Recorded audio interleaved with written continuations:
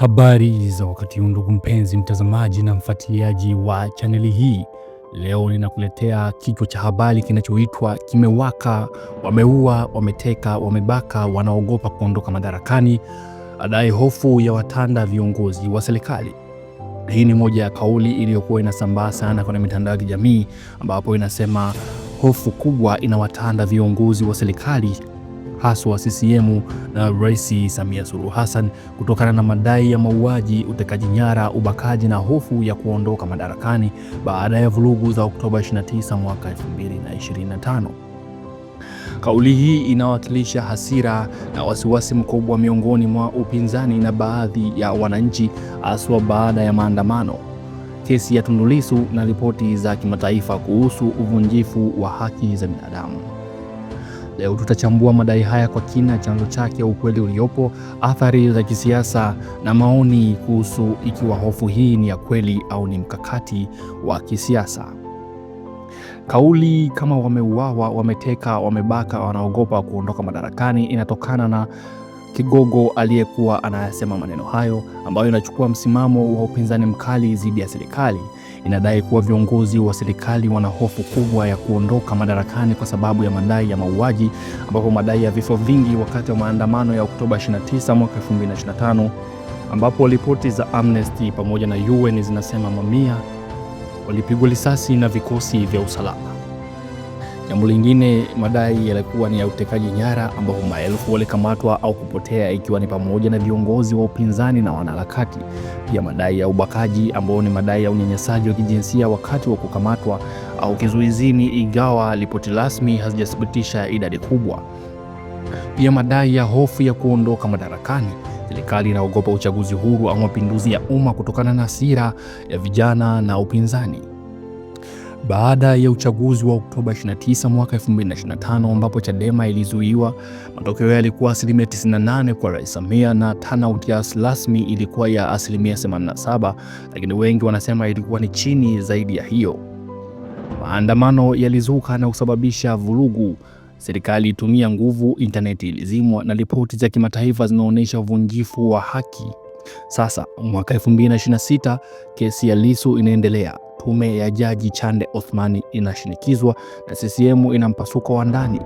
Kauli hii inawakilisha sauti ya upinzani inayotaka kuonyesha serikali inaogopa mabadiliko. Ukianza kuchambua madai kwa moja, kauli ya wameuawa, ripoti za Amnesty International pamoja na UN Novemba mwaka 2025 mpaka Machi 2026 zinasema watu mamia walikufa wakati wa maandamano na baadaye, wengi wakiwa raia wasio na hatia waliofyatuliwa risasi nyumbani au barabarani.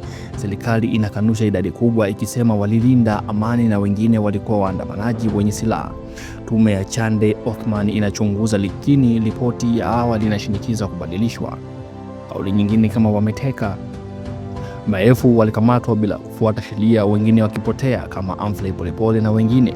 Ripoti za kimataifa zinasema kuna utekaji nyara wa kisiasa, lakini serikali inasema walikamatwa kwa sababu ya vurugu.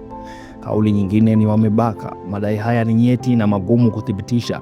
Ripoti chache zinaonyesha visa vya unyanyasaji wa kijinsia wakati wa kukamatwa, lakini hakuna uchunguzi rasmi mkubwa. Hii inaweza kuwa sehemu ya propaganda au madai yasiyothibitishwa. Kauli nyingine, wanaogopa kuondoka madarakani. Hii inaweza kuwa ni kweli kwa sababu baada ya uchaguzi wenye utata, shinikizo la kimataifa, AU, SADC pamoja na EU na asila ya vijana, serikali inaweza kuogopa uchaguzi huru au maandamano makubwa zaidi. Mpango wa katiba mpya na mazungumzo unacheleweshwa, na CCM ina migogoro ya ndani kama watu wale wa Magufuli na watu walio upande wa Rais Samia. Madai haya yana msingi wa asila halisi ya umma, lakini yanahitaji ushahidi zaidi.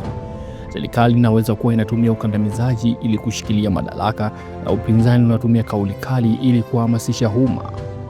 Kauli hii inaonyesha mvutano mkubwa wa kisiasa Tanzania kwa upande wa mwaka 2026, ambapo upande mmoja asila ya vijana na upande mwingine kuna upinzani, ambapo maandamano yamepungua lakini yanaweza kurudi. Upande mwingine serikali inaogopa kupoteza udhibiti. Hofu ipo. Serikali inaogopa shinikizo la kimataifa na la ndani, hasa baada ya ripoti za mauaji na kesi ya Lissu. Madai ya mauaji na utekaji yana msingi wa ripoti za kimataifa, na hii inaharibu sifa ya Tanzania. Kauli kali kama hii inaweza kuongeza mvutano na kusababisha vurugu zaidi ikiwa hazitashughulikiwa. Serikali inahitaji mazungumzo ya kitaifa, uchaguzi huru, tume ya Chande iachwe ifanye kazi bila shinikizo, na hatua za kurejesha imani. Ikiwa hofu itaendelea bila mazungumzo, Tanzania inaweza kuelekea migogoro zaidi au upotevu wa uhalali wa serikali. Lakini ikiwa kuna mageuzi, katiba mpya, uchaguzi huru mwaka 2030, inaweza kuwa nafasi ya upatanishi. Haki na ukweli lazima ziwe msingi, si propaganda au ukandamizaji. Wasikilizaji, kauli hizi zinaonyesha jeraha la taifa linalohitaji uponyaji. Hofu inawatanda wote, viongozi pamoja na wananchi. Tunahitaji mazungumzo, uchunguzi huru na haki ili kuepuka machafuko. Je, hofu hii ni ya kweli au ni ya kimkakati?